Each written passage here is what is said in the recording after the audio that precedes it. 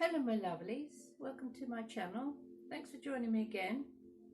Well, I've got a bit more information to share with you in this month of September, but I feel that these messages are going to be timeless, so whenever you happen to watch this, something might resonate with you.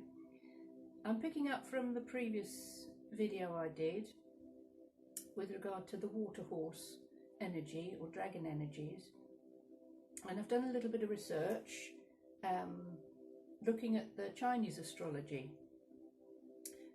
because all of the signs in the Chinese zodiac are animals, and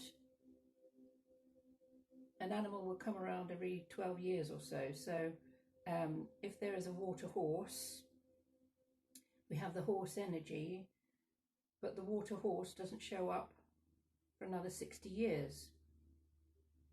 So as we go around the 12 signs of the zodiac, we will have the same elements showing up each month and each year, but because there are 5 elements associated with the Eastern tradition of things, the water horse, the wood horse, the fire horse, the earth horse, and the metal or the gold horse, they only show up once every 60 years.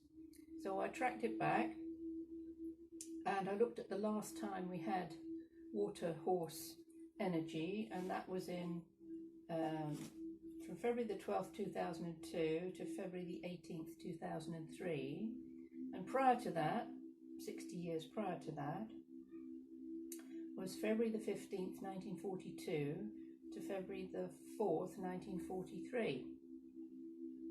So with regard to the movie I was telling you about, called The Water Horse, it was actually set during the Second World War, 1942-1943, so it seemed whoever wrote the story picked up on that energy and brought it forth, even though the movie was probably made in the 80s or 90s, but brought forth the energy of the water horse literally at that time in our history. And I've also looked at other things that occurred with regard to maritime water things going on. And I also told you in a previous video that my father had been in the Navy, and he was transferred from a ship called the Charybdis to another one, and he witnessed it exploding in front of him, and that happened to be 23rd of October 1943. Again, water horse energy. So I also looked at what happened historically between February 2002 and February 2003 with regard to the same energies, and the Columbia spacecraft exploded at that time. So then I looked at the word Columbia, and we know that Washington DC in America, DC stands for District of Columbia. So then I wondered why it was called Columbia, and it's actually the feminine derivative of Columbus, so Christopher Columbus, who apparently discovered America. And then I looked at what the word Columbine means, because I know it's a flower, so Columbus, Columbine. And the word Columbine means wisdom, strength, and happiness, and also the 7 gifts of the Holy Spirit: wisdom, understanding, counsel, fortitude, knowledge, piety, and the love of the Lord. There is another name for the flower, Columbine, which is Aquilegia. Aquila means eagle,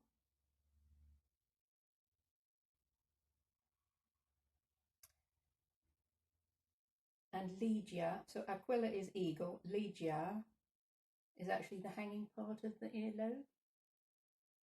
Not many people have that nowadays.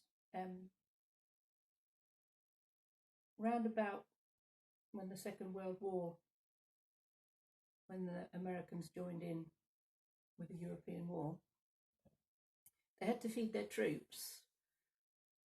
So they sent an awful lot of food over by ship, which was in tin cans, because that's the only way that it could be transported and would be able to be used when it got here to England.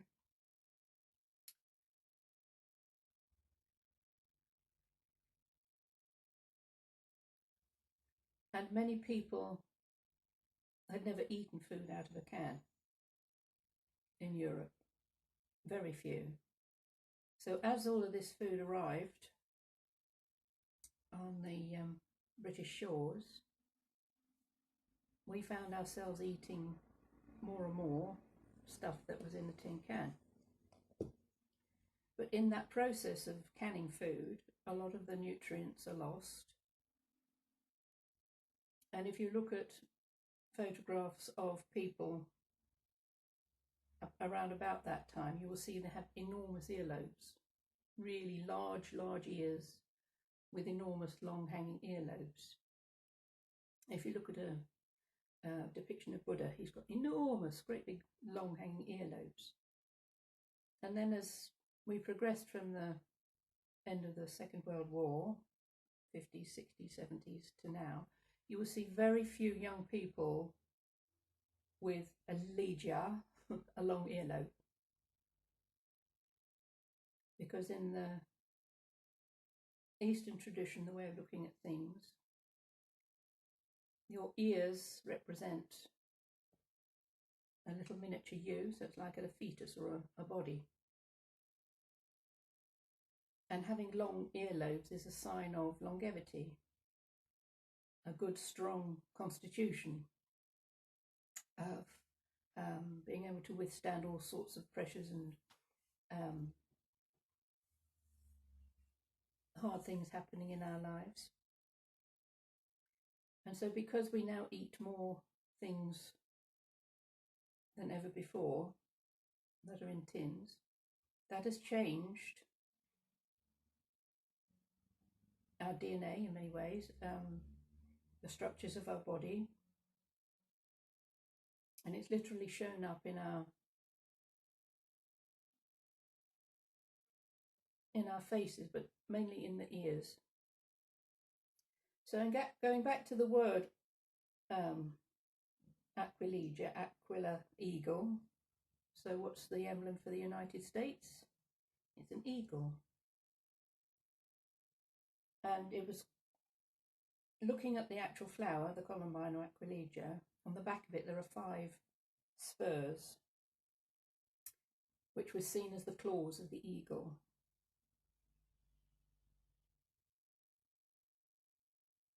Legia also means bright woman in the Latin. And so this says to me that the eagle, representing the United States, and the earlobe is about listening to the divine, to a higher aspect, because the bright woman is the divine feminine, the energy of that's been so out of balance for such a long time, and that is coming back in. So it's having an ear for, listening to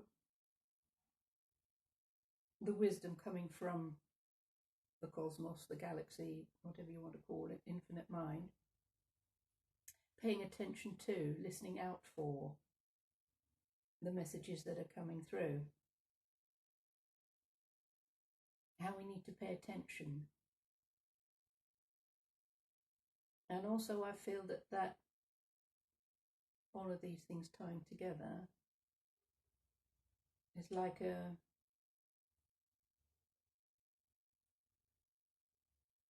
an energy over the United States, which is of protection, because in metaphysically the eagle, the energy of the eagle is about spirit, Eagles fly higher than any other birds, and their wings touch the heavens. So it's shifting from that patriarchal energy that's held us in its claws for such a long time, is making way for the divine goddess energy to come in, not to take over, but to balance the two energies, the yin and the yang, the divine masculine and the divine feminine, bringing those two things together. And so then I was asked to show another of my paintings, and this one again is a dragon, because we were talking about dragons in the previous video, and how that energy is present. It's never really left. It's always been here on the planet, and a benign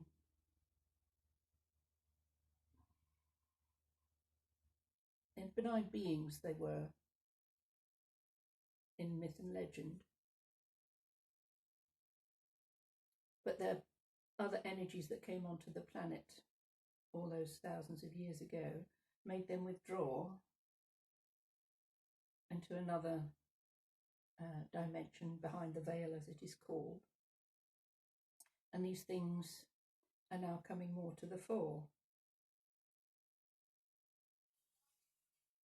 Now, I painted this dragon, strangely enough, at an open air dog show some years ago. It was for an animal sanctuary, mostly doggies and running around. And I was just doing some live paintings there for people to see how I work, and this face showed up. I'll show you a close up later on. So it spoke to me as a dragon energy, but there are dog-like features to it. And then another thing came to mind. So hindsight is a wonderful thing. And something popped into my mind, and I started researching and researching and researching. I'm still looking at various things, and it just makes me giggle. It's a great big cosmic giggle. You may have heard me say that my dear sweet feline companion passed away on the 9th of July, and she was 21 years old, and she was a tortoise shell. And she told me she's coming back, and actually she's already back. She did, it was like in a month, she did a turnaround in a month. So she passed away on the 9th of July, and she re-emerged on the 10th of August, and she and her sister are actually going to come and be my furry friends in October, and they're able to leave their mummy and come live with me. And they're both black. They're both black kittens. So I've been humming and hawing. What shall I call them? What shall I call them? What shall I call them? And various names have popped in and out of my mind.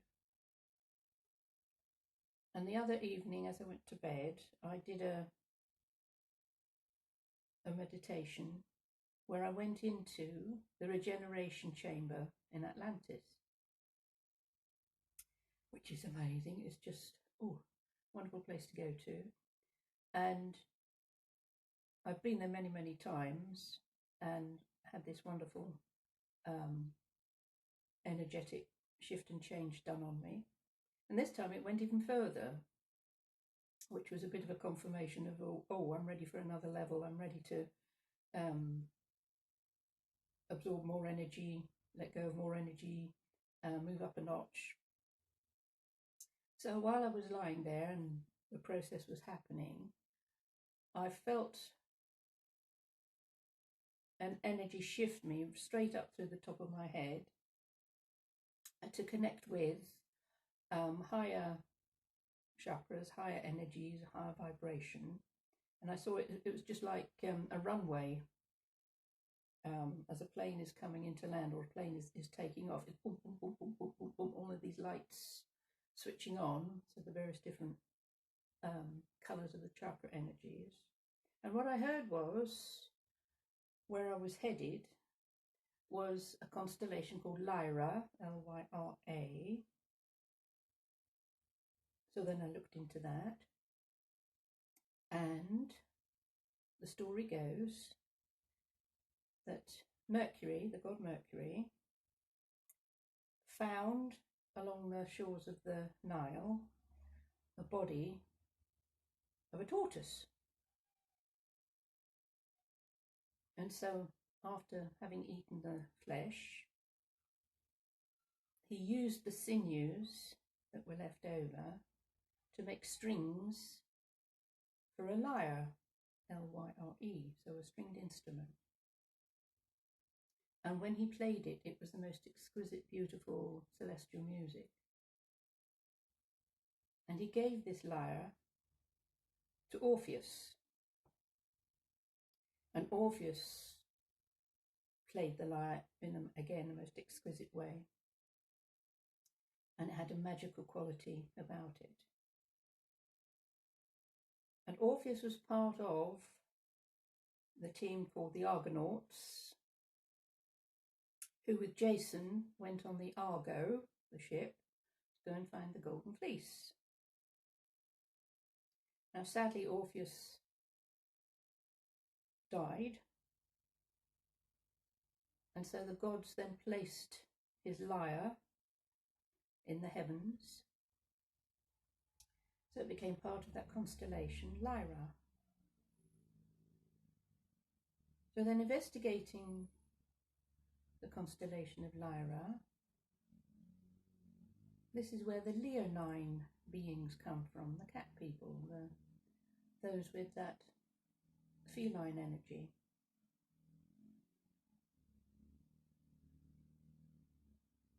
So feline beings from Antares, a nearby constellation. So during Lyra's first golden age, the leonine beings who had settled on this planet of the star Vega, they flourished. And from their own DNA, they created feline subspecies and later humans who spread. And then the first federation of planets of the Milky Way was formed, the Federation of Lyra. And from that, many leonine creatures went to Sirius. And so I thought, oh, okay, this is perhaps why a lot of my paintings have cats in them, leonine figures, and dogs. Because dogs also come from the constellation planet Sirius. Sirius is the dog star. And so as I was doing my wonderful journey in the Atlantean regeneration chamber, I was connecting with these galactic origins, I suppose. Because I know a lot of us are saying, well, where do I come from? Where do I come from? Where do I come from? Well, we come from everywhere. We are everything. We are all a part of everything. And in this timeline, Amanda appears to have come from Lyra and Sirius, and connect with that energy very, very strongly. So apart from painting animals, cats and dogs, I work with animals, Reiki and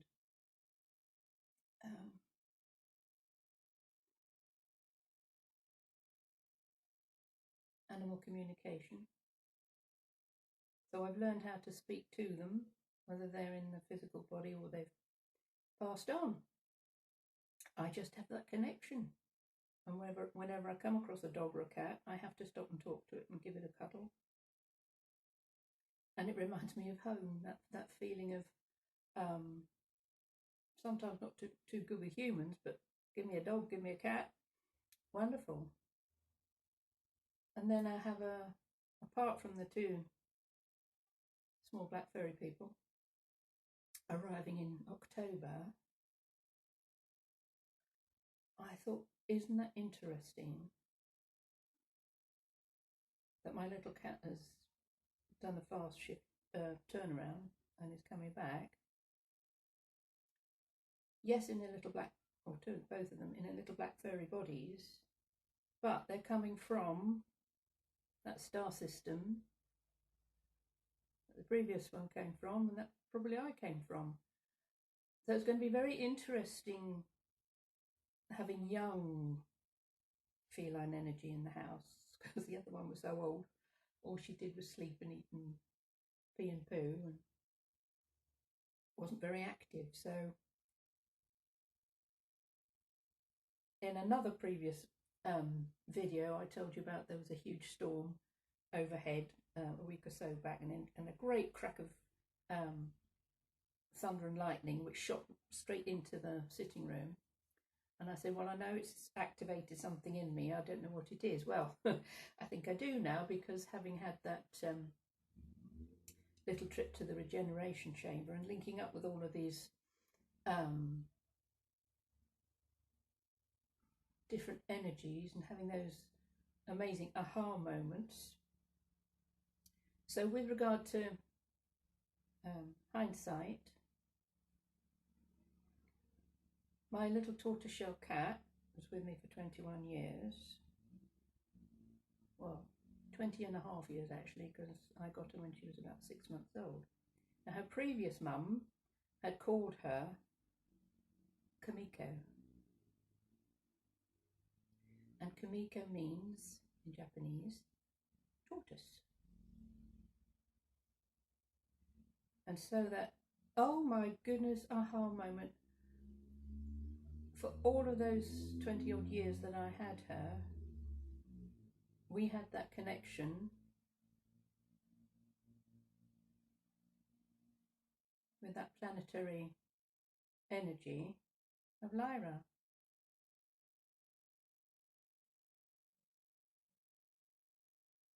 So it just tickles me pink that how things come back round again. It could take up to 21 years for the penny to drop, or for me to find out that information. And it's so comforting, and it's such a feeling of, I know I'm on the right track. Sometimes you go wandering off down a lane and you think, oh, am I doing the right thing here? Am I heading in the right direction? And then this information shows up and it comes to you and you think, yep, absolutely, yes. It's definitely the right path for me. So to have these two new little beings coming into my home, guess what they're going to be called? Lyra and Sirius, because one's going to be a boy and one's going to be a girl. They may also be called Hocus and Pocus, but you know, depends what terms of endearment show up as they come into my energies. So there's this lovely things to look forward to. They're probably going to wreck the joint, but hey ho. I don't think I can possibly cat-proof my cottage, but I don't know if I really want to. It's been interesting not having any fur anywhere to have to hoover up in the last month or so. So yeah, it's if you have animals, you have fur everywhere, gets everywhere. But I am really looking forward to that. So with regard to the energy of this painting,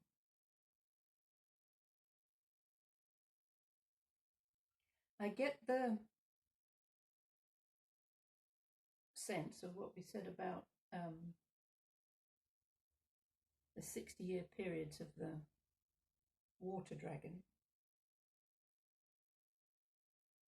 Is if you look at how history pans out, you might like to do your own research on it. I've just come up with a couple of things that happened in those years I mentioned. But there may have been things that happened to you personally in 2002, 2003. And if you're as old as going back to 1942 and 1943,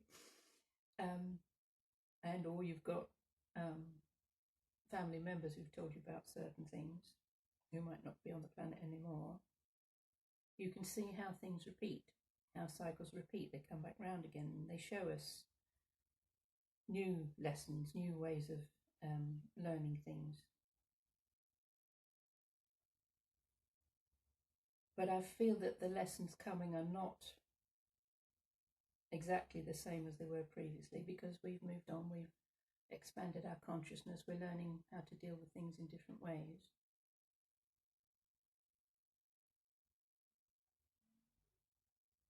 But how to address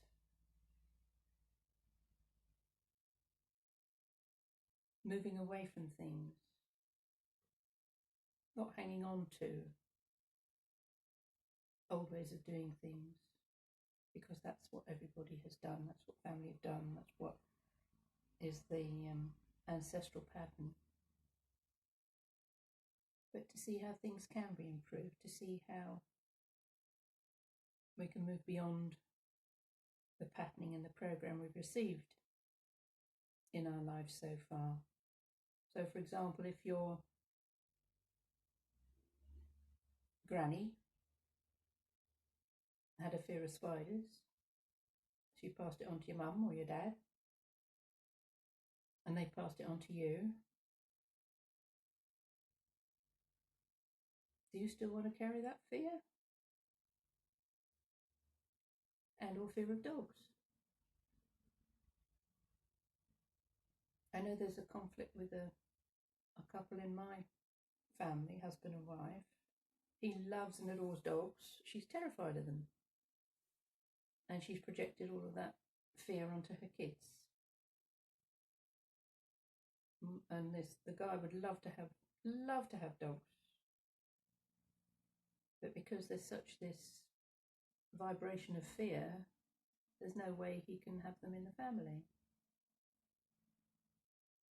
So looking at how you can break those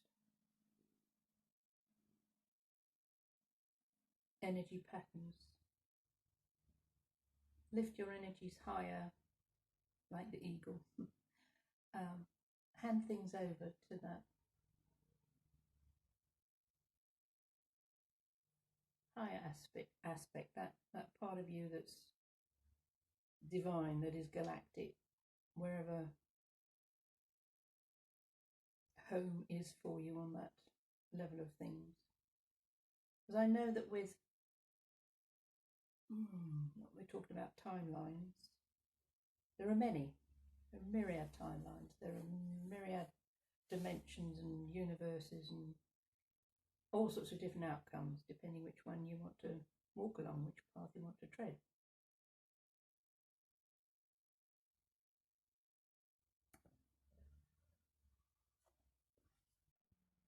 I just wanted to show you this card, which is from the Psychic Tarot Oracle deck. And it gives me a very good explanation for timelines and different aspects of ourselves. It's number 10, it's the card of destiny. And if you see the main character with her hands to her heart center, and the energy's coming from the center of the circle, and then all these other aspects of her.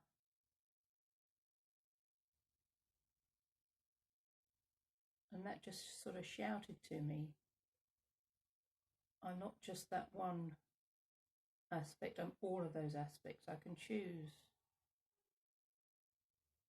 one, or I can choose two, or I can choose all of them, because we're having an experience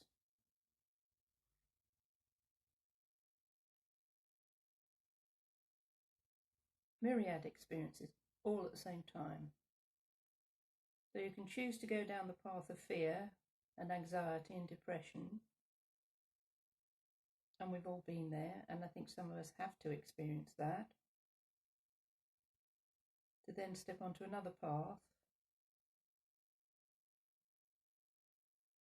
where those things don't show up, they don't occur, because we've moved through it, we've moved past it. 10 is the number of celebration. It's coming to the end of a cycle, a completion. Oh, and then there's another cycle shows up. So with regard to where we are in this strange world at the moment, is tapping into that energy of what part of the galaxy are you from? How do you communicate with that home vibration? How does that resonate with you? And that we're not alone, we're never alone. We've always got that connection to our soul family, our cosmic family, and tuning into that and saying, right, this is where I'm at. I'm a bit concerned about certain things in my life. Can you help? Can you assist me? Show me the way. And knowing on the deepest of levels that help is at hand and something's bound to show up. But to keep that sense of humour, not get too stuck in the seriousness of things going on around. And yes, there are things that are very, very serious at the moment, but if you throw yourself into that emotion, you are just adding to that soup, murky, murky soup. If you can stand back, be the observer and send that love and that light and that feeling of whatever you're looking at, that is a part of you, it's an aspect of you. If it displeases your eye, you're looking at a part of you, an aspect of you. So by sending it love and sending it light, embracing it in all of its grottiness, then it has no power over you.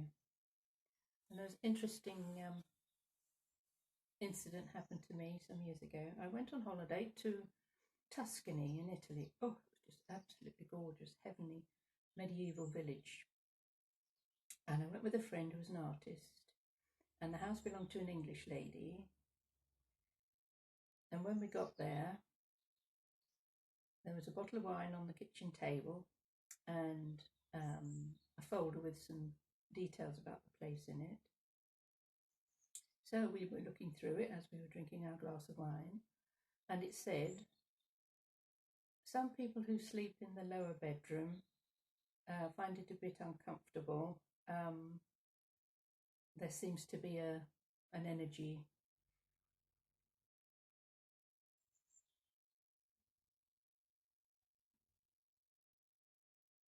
didn't say really that it was scary or spooky or anything, but it was just an energy that certain people didn't like. So my friend said, oh, you're sleeping in that one, Amanda. I thought, oh boy, here we go. So if this house was built into the rock. It was extraordinary. It was on 3 levels. So I went down to the bottom level, which was where my bedroom was, and I walked into this room, and on the door jamb was a very small depiction of St. Francis of Assisi. It was the patron saint of animals, it being Italy. And the bed was enormous. So if you know the story, The Princess and the Pea, it was a big brass bed with lots and lots of mattresses. And you had to sort of climb up into this bed. It was enormous. And then in the far corner was a small oval-shaped doorway. And I opened it and it led straight into like a cave. It was built into the rocks. And they stored their wine and such like in there, the people who owned it. I didn't think much more of it. So we had a lovely evening, and we eventually got to bed.